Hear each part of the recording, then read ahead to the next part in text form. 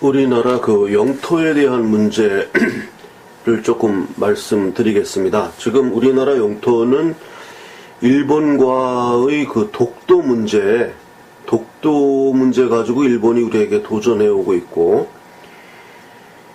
사실은 제일 중요한 게 이 간도 문제입니다. 만주, 압록강 위로 지금 그 지도에서 나와 있는 저 영역, 왼쪽 지도죠. 왼쪽 지도에 나와 있는 저 영역이 우리나라의 영토입니다. 원래가 저게. 원래 고구려까지 치면은, 고구려는 뭐 중국의 그 요동, 요서 다 장악한 국가였기 때문에 산둥반도까지 고구려 영토인데, 고구려가 멸망했기 때문에 밀려나서 저렇게 왼쪽 지도까지 밀려난 것인데, 저게 지금 그 복기대 교수, 인하대 소속의 복기대 교수라고 젊은 교수가 강의하는 내용을 제가 지금 캡처한 내용입니다. 그분에게서 이 근거는 인하대의 복기대 교수의 강의에 근거합니다. 그 근거는 그 양반이 이 공부한 것을 이제 발표하는 건데요. 아무리 생각해도 저게 그 지금 왼쪽 사진에 나와 있는 것이 고려의 영역입니다. 고려. 오른쪽 사진이 식민사관에 의해서 우리가 어려서부터 배운 그 고려의 일본 식민사관에 의해서 배운 고려의 영토입니다. 그래서 저 원산까지 있는 압록강부터 해서 거기다가 뭐 천리장성을 쌓았다. 천리장성을 쌓고 거기까지가 고려 영토였다. 이게 이제 일본 사관이 조작한 고려의 영토설인데,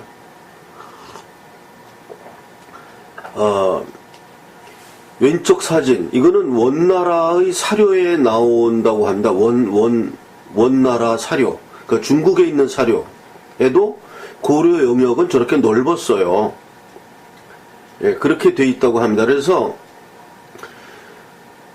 뭐 고려의 영역이 조선시대 와서 뭐 조금 더 넓혔다. 그래서 두만강까지 올라갔다. 이렇게 우리는 배웠는데, 그거는 일제 식민사관이고, 지금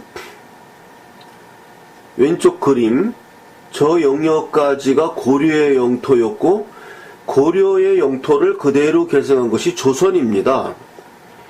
그래서 이 복기대 교수의 그 강의에 의하면은 지금 우리나라 지금 애국가가 문제가 있다 이겁니다. 이분 얘기가 동해물과 백두산이 이렇게 시작돼 가지고 무궁화 삼천리 이렇게 돼 있다고 합니다. 우리나라 애국가가 무궁화 삼천리 돼 있잖아요.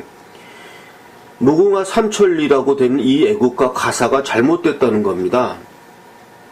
왼쪽 사진에 의하면은 무궁화 사천리입니다. 저게 무궁화 사천리, 남북으로 사천리, 이게 우리나라 진정한 영토인데, 애국가 자체를 우리가 무궁화 삼천리라고 부르고 있으니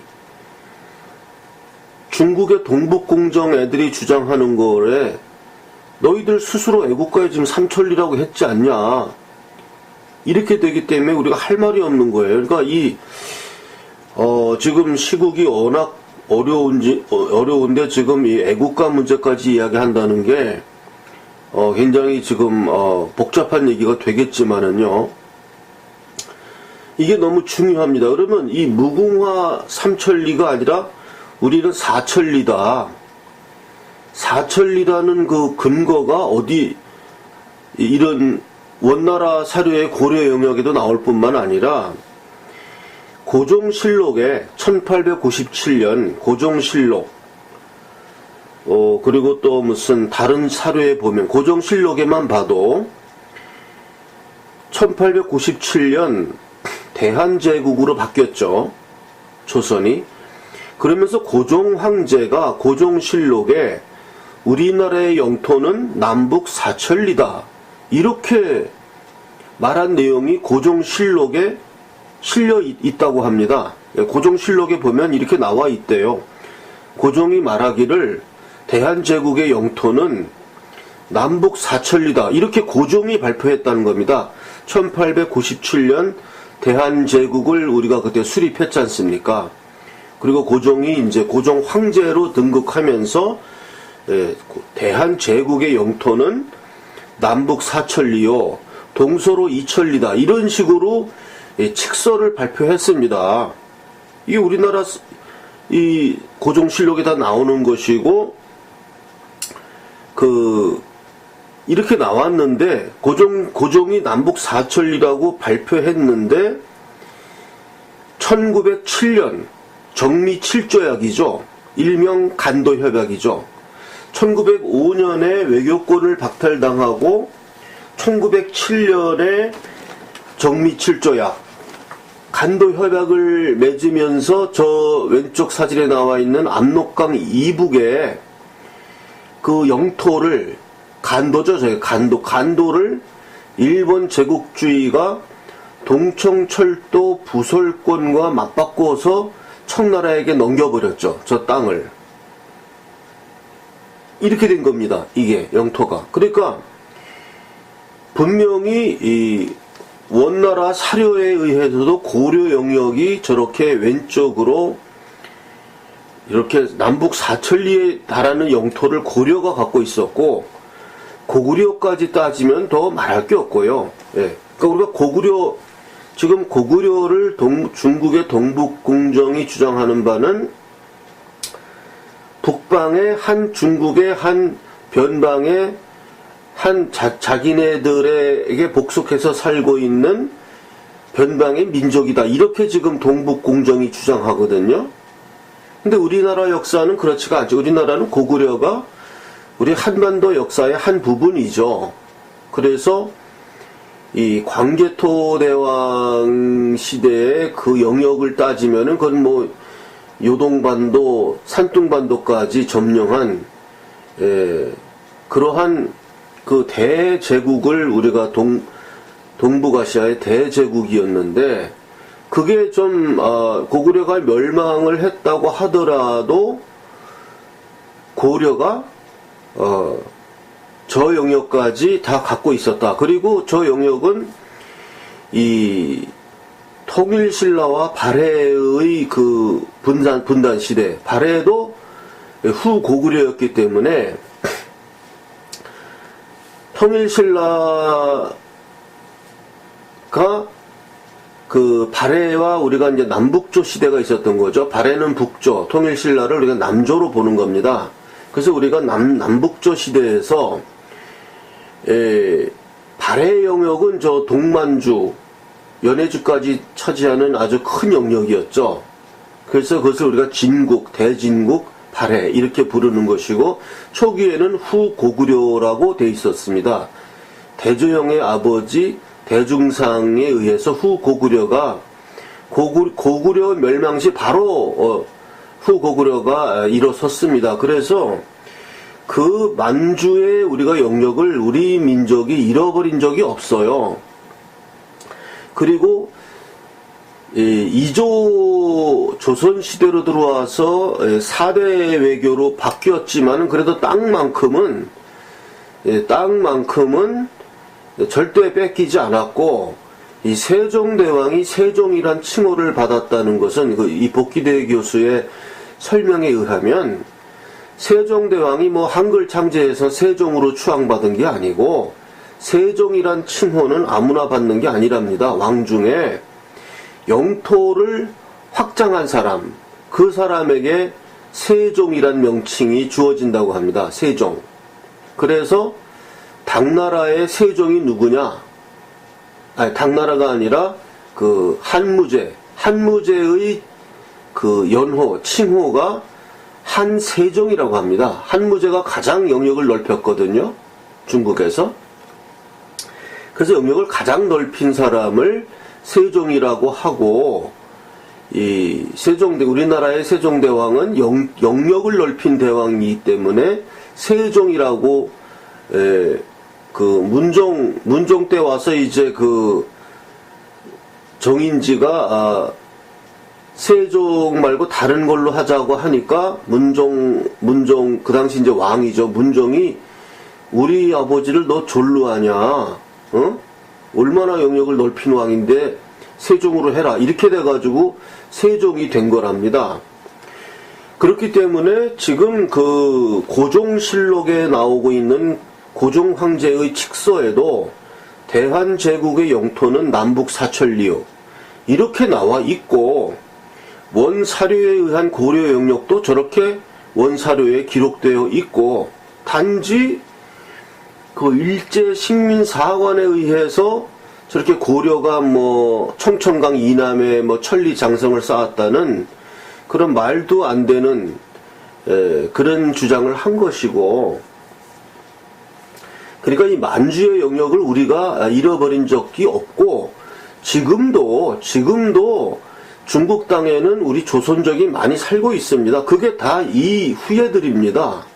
이 후예들이에요. 그래서 이 만주의 경영권을 우리가 잃어버린 적이 없는데 지금 우리는 독도를 일본이 죽도라고 침략해오고 있고 중국 애들은 완전히 지금 내놓고 동북공정이라고 해가지고 한강 이북까지 고구려의 영토였던 한강 이북까지 고구려를 자신들의 한 북방 민족의 한 지류다 이렇게 왜곡하면서 북방 이북까지 지금 영토를 쳐들어오겠다 이렇게 된 상태고, 북한이 지금 중국이 북한에 대해서 그렇게 열을 올리고 하는 이유는 두 가지입니다. 우리는 중국을 절대로 믿어서는 안 되는 게, 중국이 중공이라는 이름으로 있으면서 6.25 동란에 참전했죠. 만약에 그때 중공이 격퇴를 안 당하고 만약에 한반도를 장악했다면 그때 우리나라는 중국의 편이 됐습니다. 그대로. 중국은 우리나라에 대한 그 영토 확장의 야욕을 그 한나라 때부터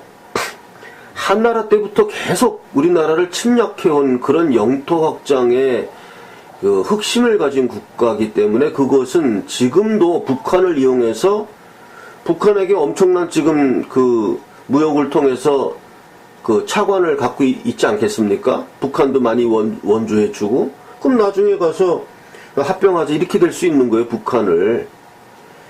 예. 그래서 북한의 입장에서 뭐 김일성부터 해서 중국 놈들을 정말 조심해야 된다. 중국 놈들이 더 원수다. 미군보다 뭐 이런 얘기까지 나왔다고 하고, 그래서 사실 우리가 지금 남북한으로 이렇게 싸우면 안 됩니다. 이게 지금 빨리 자유통일 해가지고 북진해서 저 왼쪽 지도에 있는 영역까지 우리가 중국과의 최소한 저거 고구려 영토는 놔두더라도 최소한 저만큼이라도 확보해야 됩니다. 저 영토가 얼마입니까? 저 간도 영토라는 건 거의 한반도만큼 되는 거예요. 우리나라가 지금 2배로 확장해도 시원찮은데, 그거를 우리나라 지금 애국가가 무궁화 삼천리라고 스스로 이 압록강 이남으로 지금 이렇게 잘라서 줄여서 이야기하고 있는 것입니다. 예, 제가 이 복귀대 교수, 인하대에 있는 그 고고학과 교수인데 그 강의를 좀 듣고 이런 것은 이야기해야 되겠다 싶어서 지금 방송을 하는데요. 제가 이 방송하기 전에도 그 태극사랑 방송에서 한참 전에 이 중국의 분열 정책을 우리는 이끌어야 된다. 그리고 우리는 그 만주에 대한 우리가 소유권을 가지고 있는 국가다. 만주의 소유권은 일본이 정미 7조약, 일명 간도협약에 의해 가지고 일본이 무단으로 중국에다가 청나라에게 팔아넘긴 이 동청철도 부설권과 팔아넘긴 것이고, 그 만주 땅이 우리나라란 거는 그 백두산 정계비에도 나와 있고, 다 이게 역사적 고증이 되는 거고, 실제로 한민족이 만주에 많이 살고 있고, 그래서 이 만주 땅이라는 것은 조선시대에 들어와서도 우리 민족이 만주에 많이 살았기 때문에 청나라는 자기네 거기 뭐 발원지라 그래갖고 사람들 못 들어오게 하고 뭐 이렇게 된 거 아닙니까? 어쨌든 이 만주를 회복해야 된다는 우리의 역사적 사명이 있고요. 예, 지금 우리 애국가부터 무궁화 사천리로 우리가 고쳐 불러야 하지 않나. 무궁화 사천리 이렇게 우리 스스로 이 애국가 고쳐 부르기 운동을 해야 될 것 같습니다. 이 고종실록에 고종 황제가 칙령으로 대한제국의 영토는 남북 사천리요 동서 이천리다. 이렇게 고종 황제가 발표한 것을 고종실록에 1897년에 기록되어 있다고 합니다. 이건 역사적 사서고. 그러면 고종이 그 당시에 헛소리 했겠습니까? 이 간도, 만주에 대한 우리가 영유권을 갖고 있다. 예, 이렇게 해서 그런 고종실록에 고종 황제가 칙령을 발표한 것이고 하니까 일단 우리는 이 애국가에 나오는 무궁화 삼천리가 아니라 무궁화 사천리로 고쳐 불러야 한다. 예, 저는 그렇게 생각합니다.